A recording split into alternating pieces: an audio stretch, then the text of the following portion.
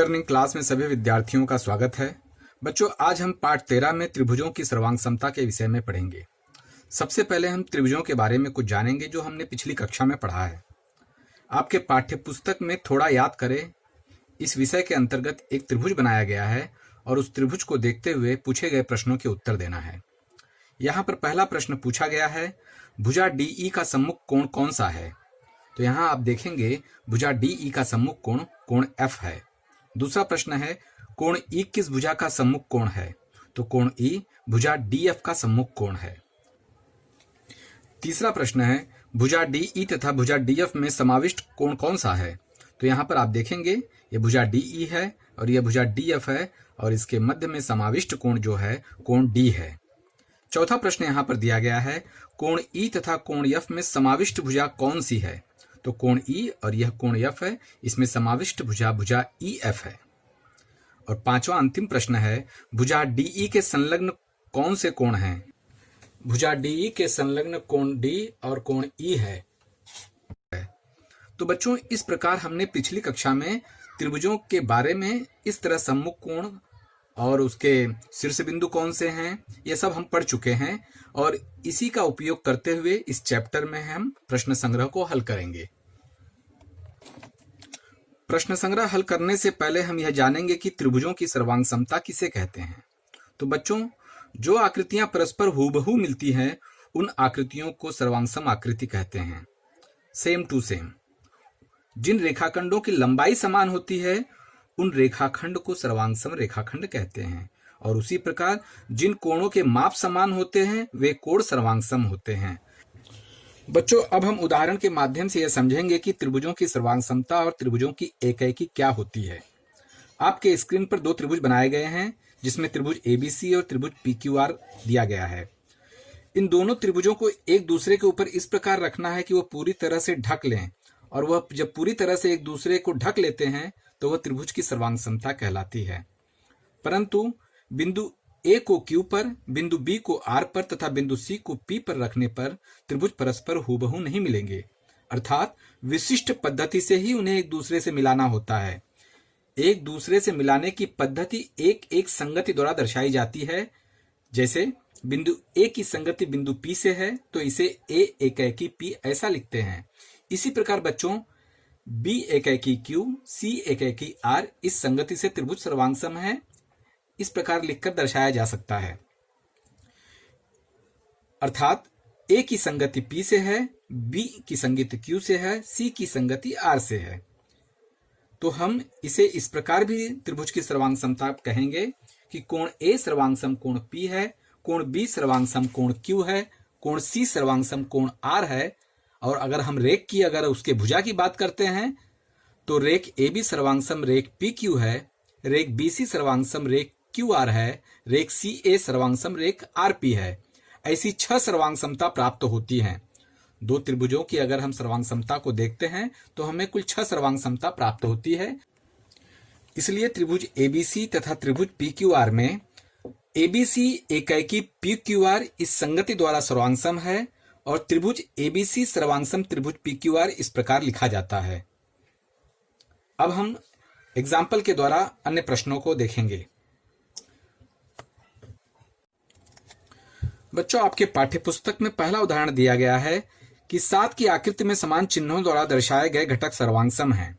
तो यहाँ पर आप देखेंगे कि यहाँ पर एक चिन्ह है, इस भुजा पर एक चिन्ह है, अर्थात यह भुजा इस भुजा के सर्वांगसम है। जहाँ 2 चिन्ह है यहाँ 2 चिन्ह है तो यह भुजा इस भुजा के सर्वांगसम है। और यहाँ पर 3 चिन्ह है, यहाँ भी 3 चिन्ह है, अर्थात यह भुजा इस भुजा के सर्वांगसम है। उसी प्रकार कोण भी एक दूसरे के सर्वांगसम, जो चिन्ह जैसा सेम टू सेम दिखाई देता है वह कोण उस कोण के सर्वांगसम है। तो यहाँ पर पहला प्रश्न दिया गया है, शीर्ष बिंदुओं के जिस एकैकी संगति द्वारा वे त्रिभुज सर्वांगसम होते हैं उस संगति में त्रिभुजों की सर्वांगसमता 2 प्रकार से लिखिए। अर्थात यहाँ शीर्ष बिंदुओं की एकैकी संगति के सर्वांगसमता के बारे में कह रहा है। तो बच्चों, यहाँ पर देखेंगे, यहाँ पर उसका हल दिया गया है कि निरीक्षण द्वारा दिए गए त्रिभुज एस टी यू, ये देखिए एस टी यू अर्थात एस से स्टार्ट किया, 2 यहाँ क्रॉस किया गया है इस भुजा से, फिर यहाँ पर टर्न लिया गया है। तो उसी प्रकार हमें अगर इसकी एकाकी संगति देखना है तो दूसरे त्रिभुज में भी उसी तरह से टर्न लेना है। तो यहाँ पर s से t गया था 2 पाई से, तो यहाँ भी x से 2 पाई से z तक आएंगे और z से फिर y पर आएंगे। तो इसे हम इस प्रकार लिखेंगे STU, त्रिभुज STU यह एकाकी है त्रिभुज XZY से। तो यहाँ पर देखो लिखा है त्रिभुज STU एकाकी है XZY, इस संगति से सर्वांग सम है। और अब हम ये देखेंगे कि ये त्रिभुज किस संगति से सर्वांग सम है। तो पहला प्रकार यह देखेंगे कि त्रिभुज STU, जैसे कि हमने लिया था STU, सर्वांग सम होगा XZY से। और दूसरा, जैसे हमने यहां से लिया था, दूसरे बार में हम यहां से ऐसे ले लेंगे, तो हम यहां पर या किसी भी तरह से ले सकते हैं। यहां पर दूसरा UST लिखा है तो हम ऐसे लिया है, तो हम भी इसे इसी तरह से पढ़ेंगे कि त्रिभुज UST मतलब एक क्रॉस से इस कोण S कोण की तरफ गया है जहां पर गोल कोण को दर्शाया गया है। तो उसी प्रकार हम यहां भी देखेंगे कि यहाँ U से स्टार्ट किया गया है क्रॉस से, तो यहाँ पर क्रॉस देखिए, यहाँ पर कोण को किया गया है, तो यहाँ से हम स्टार्ट करेंगे YXZ, अर्थात दूसरा त्रिभुज है UST, यह सर्वांग सम है त्रिभुज YXZ से। तो यहाँ पर लिखा गया है त्रिभुज UST सर्वांग सम त्रिभुज YXZ। इसी सर्वांग समता को और अन्य प्रकार से भी हम लिख सकते हैं, जैसे कि मैंने बताया कि हम इसे इस तरह से भी पढ़ सकते हैं SUT, तो यहां पर हम देखेंगे XYZ। अगर हम ऐसे लेना चाहेंगे TUS, तो हम यहां पर पढ़ेंगे ZYX। यह त्रिभुज एक दूसरे के सर्वांग सम है। दूसरा प्रश्न यहां पर दिया गया है त्रिभुज XYZ सर्वांग सम त्रिभुज STU, यह लेखन सही है या गलत, कारण सहित लिखना है। तो हम यहां पर देखते हैं त्रिभुज XYZ और STU। बच्चों हम यहां पर देखते हैं X से Y आने में एक चिन्ह लगा है, लेकिन यहां पर XYZ यहां पर दिया गया है XYZ, तो यहां से एक चिन्ह से फिर तीसरे चिन्ह पर आ रहे हैं, लेकिन यहां पर इस तरह से नहीं हो रहा है। STU में S से T पे आने में 2 चिन्ह क्रॉस करने पड़ रहे हैं, अर्थात यह दोनों एक दूसरे के सर्वांग सम नहीं है। चिन्हों को अगर ध्यान रखकर पढ़ा जाता है तो वो एक दूसरे के सर्वांग सम नहीं है।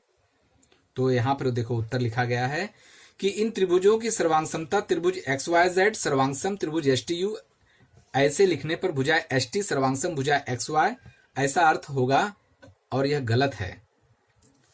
इसलिए त्रिभुज XYZ सर्वांग सम त्रिभुज STU यह लेखन गलत है। यहां पर इस प्रकार से लिखा गया है। बच्चों दूसरा उदाहरण यहां पर दिया गया है, आगे दी गई आकृति में त्रिभुज की जोड़ी में समान चिन्हों द्वारा दर्शाए गए घटक सर्वांग सम है।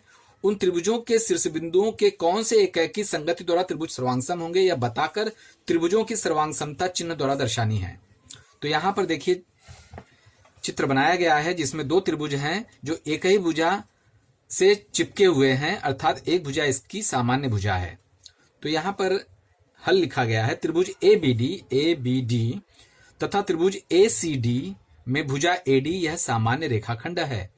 तो प्रत्येक रेखाखंड स्वयं एक सर्वांग सम होता है, प्रत्येक रेखाखंड स्वयं के सर्वांग सम होता है। इसमें इस तरह से दर्शाया गया, यह इसके सर्वांग सम है, यह इसके सर्वांग सम है, यह एक दूसरे के ऊपर है, तो वह एक दूसरे के सर्वांग सम है।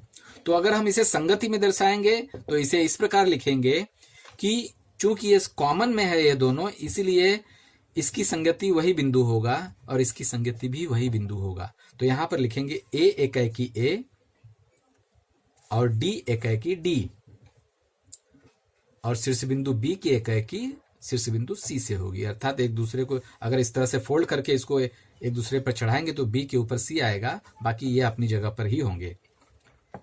और जब सामान्य जो भुजा होती है उसको हम इस तरह से S जिसे समरूप द्वारा दर्शाते हैं। तो बच्चों अब हम आगे देखेंगे, यहां पर कसौटियों के बारे में चर्चा की गई है। यहां पर त्रिभुज की सर्वांग समता को बताने के लिए 5 कसौटियां दी गई हैं, जिसका अध्ययन हम आगे करेंगे। सबसे पहले हम यह जानेंगे किसी जोड़ी के त्रिभुज सर्वांगसम है यह दिखाने के लिए सभी 6 घटकों की सर्वांगसमता दिखाने की आवश्यकता नहीं होती है। एक त्रिभुज के 3 विशिष्ट घटक दूसरे त्रिभुज के संगत घटकों से सर्वांगसम हो तो शेष तीनों घटकों की जोड़ियां भी परस्पर सर्वांगसम होती है, इसे हमें यह जानना चाहिए। अर्थात वे विशिष्ट 3 घटक सर्वांगसमता की कसौटी निश्चित करते हैं। अब हम कुछ त्रिभुजों की रचना के माध्यम से हम इनकी कसौटियों को समझेंगे। सबसे पहले यहाँ पर आकृति दी गई है और इसमें चिन्ह दर्शाए गए हैं। चिन्हों के माध्यम से सर्वांगसमता को दर्शाया गया है। इस आधार पर हमें बताना है कि ये दोनों त्रिभुज किस कसौटी के अनुसार सर्वांगसम हैं। तो सबसे पहला यहाँ पर दिया गया है कि यहाँ पर 2 भुजाएं चिन्ह द्वारा एक दूसरे के सर्वांगसम बताई गई है और एक कोण सर्वांगसम बताया गया है। तो इस आधार पर हम यहाँ देखते हैं कि भुजा फिर कोण फिर भुजा, इस प्रकार ये एक दूसरे के सर्वांगसम है। तो इसे हम भू को भू, भुजा कोण भुजा, इस प्रकार इस कसौटी से यह त्रिभुज सर्वांगसम है, इस प्रकार पढ़ेंगे। दूसरा हम यहां देखते हैं, यह आकृति दी गई है जिसमें तीनों भुजाएं जिसपे कोई चिन्ह नहीं दर्शाया गया है और 3 भुजाएं दी गई हैं, अर्थात यह तीनों भुजाएं एक दूसरे के सर्वांगसम है। इसीलिए हम इसे भू भू और भू, भुजा भुजा भुजा, इस कसौटी के अनुसार सर्वांगसम पढ़ेंगे। क्योंकि इसमें कोई संकेत नहीं दिया गया है कि कौन किसके बराबर है, तो हम इसे एक दूसरे का सर्वांगसम ही मानेंगे भुजा को। तीसरा यहां पर आकृति दिखाई गई है जिसमें 2 त्रिभुज दिए गए XYZ और DEF, यह किस कसौटी के अनुसार सर्वांगसम है। तो बच्चों यहाँ पर हम देखेंगे कि यहाँ पर एक भुजा को संकेत द्वारा सर्वांगसम बताया गया है और यहाँ पर 2 कोण एक दूसरे के सर्वांगसम बताए गए हैं। अर्थात ये दोनों त्रिभुज किस कसौटी के अनुसार सर्वांगसम है। तो हम इसे देखेंगे कि कोण भुजा कोण इस क्रम से है, तो हम इसे को भू को कसौटी के अनुसार सर्वांगसम कहेंगे। चौथा, 2 त्रिभुजों में संगत कोणों की 2 जोड़ियां सर्वांगसम हो तो शेष कोण भी सर्वांगसम होते हैं, क्योंकि त्रिभुज के तीनों कोणों के मापों का योगफल 180 अंश होता है, यह हम जानते हैं। इसलिए कोई 2 कोण तथा एक कोण की संलग्न भुजा दूसरे त्रिभुज के 2 कोण तथा संगत भुजा से सर्वांगसम हो तो को भू या भू को की शर्त पूरी होती है, इसलिए वे त्रिभुज एक दूसरे के सर्वांगसम होते हैं। अर्थात इन कसौटियों को जिसमें 2 कोण और एक संलग्न भुजा एक दूसरे के सर्वांगसम है, तो वह को भू या भू को कसौटी से सर्वांगसम होते हैं, इस प्रकार हम कहेंगे। पांचवा है जिसमें 2 त्रिभुज दिए गए हैं, जिसका जो दोनों त्रिभुज समकोण त्रिभुज है और उसकी 2 भुजाएं एक दूसरे के सर्वांगसम है। तो इस प्रकार के त्रिभुज को किस कसौटी के अनुसार हम सर्वांगसम कहेंगे, उसे हम समकोण त्रिभुज की कर्ण भुजा कसौटी के अनुसार सर्वांगसम कहेंगे। यहां पहला उदाहरण दिया गया है। आगे दी गई आकृतियों के त्रिभुजों की प्रत्येक जोड़ी में समान चिन्हों द्वारा दर्शाए गए घटक सर्वांगसम हैं। प्रत्येक जोड़ी के त्रिभुज किस कसौटी के अनुसार तथा शीर्ष बिंदुओं को किस एकाकी संगति के अनुसार सर्वांगसम है, इसे हमें बताना है। तो यहाँ पहले 2 त्रिभुज दिए गए हैं PQR UTS, तो इसे हमें देखकर यह बताना है, इस चिन्हों को जो यहाँ पर दर्शाए गए हैं चिन्ह भुजाओं पर, इस आधार पर हमें यह किस कसौटी के अनुसार यह त्रिभुज सर्वांगसम है यह हमें बताना है। तो हम यहाँ देखते हैं कि यहाँ पर 1 चिन्ह, यहाँ पर 2 चिन्ह, यहाँ पर 3 चिन्ह, यहाँ भी 1 चिन्ह, 2 चिन्ह, यहाँ 3 चिन्ह, अर्थात यह भुजाओं पर तीनों संकेत दिए गए हैं। अर्थात यह भुजा भुजा भुजा, इस तरह से भू भू भू कसौटी के अनुसार यह सर्वांगसम हमें दिखाई देते हैं दोनों त्रिभुज। तो हम इसे इस प्रकार लिखेंगे, एकैकी में PQR, P के बाद Q, Q के बाद R, मतलब 1 से 2, P के बाद Q, 1 से फिर 3, 3 से 2, इस प्रकार हमने पढ़ा है। तो इसे भी उसी तरह पढ़ेंगे, U के बाद T, T के बाद S, मतलब 1 और तीसरे संकेत से फिर दूसरे पे आते हैं। तो इसे हम इस प्रकार पढ़ेंगे कि PQR एकैकी UTS, तो हम इसे इस प्रकार पढ़ेंगे। और यहां पर दूसरा हम देखते हैं कि दूसरे त्रिभुज में दोनों त्रिभुज एक दूसरे से संलग्न है, अर्थात इन दोनों त्रिभुजों की एक भुजा दोनों के लिए सामान्य है। तो इसे हमें बताना है कि किस कसौटी के अनुसार यह सर्वांग सम है और इसकी एकैकी क्या है। तो यहां पर हम देखते हैं कि अगर हम यहां से स्टार्ट करते हैं डी बी ए, क्योंकि यहां पर कोण है, यहां का कोण का संकेत है और बीच में यह भुजा दोनों को संलग्न है। तो इसे हम अगर कसौटी के रूप में पढ़ेंगे तो यह को भू को, इस कसौटी से दोनों त्रिभुज एक दूसरे के सर्वांग सम है। अगर एकैकी के रूप में इसे पढ़ेंगे तो हम इसे इस प्रकार पढ़ेंगे कि डी बी ए की एकैकी है डी बी सी। तो इस प्रकार ये दोनों त्रिभुज एक दूसरे के सर्वांग सम है। अब हम दूसरा उदाहरण देखते हैं। यहां एक जोड़ी त्रिभुज दिया गया है जो कि समकोण त्रिभुज है और उनकी एक एक भुजा सर्वांग सम है, इसलिए उनके रेख LN तथा EF विकर्ण सर्वांग सम होंगे। यह हमें जानना अति आवश्यक है कि अगर दो समकोण त्रिभुज दिए गए हैं जिसमें दोनों भुजाएं एक दूसरे के सर्वांग सम हैं और वो समकोण त्रिभुज है तो उसका कर्ण भी एक दूसरे के सर्वांग सम होगा। और इसे हम इस प्रकार से पढ़ेंगे LMN एकैकी EDF इस संगति द्वारा सर्वांग सम है। और यहां पर दूसरा त्रिभुज देखेंगे जो एक दूसरे के साथ सामान्य भुजा AC से जुड़ा हुआ है और इसे हम संगति किस संगति के अनुसार यह सर्वांग सम है। तो इसे हम यहां पर देखते हैं कि एक क्रॉस इस त्रिभुज में एक कट मारा गया है त्रिभुज के लिए और दूसरे वाले त्रिभुज में यहां कट मारा गया है बिंदु C पर, यहां पर बिंदु A पर मारा गया है। तो इसे हम देखते हैं कि यहां पर कोण दर्शाया गया है और भुजा सामान्य दी गई है। तो हम इसे को भू भू, कोण भुजा भुजा, इस कसौटी के अनुसार यह सर्वांग सम कहेंगे। और इसे हमें अगर संगति के रूप में लिखना है, एकैकी के रूप में दर्शाना है, तो इसे हम इस प्रकार से पढ़ेंगे कि ACD एकैकी है CAB की, या दूसरे शब्दों में हम इसे पढ़ेंगे DCA एकैकी BAC, इस संगति द्वारा ये दोनों त्रिभुज एक दूसरे के सर्वांग सम है।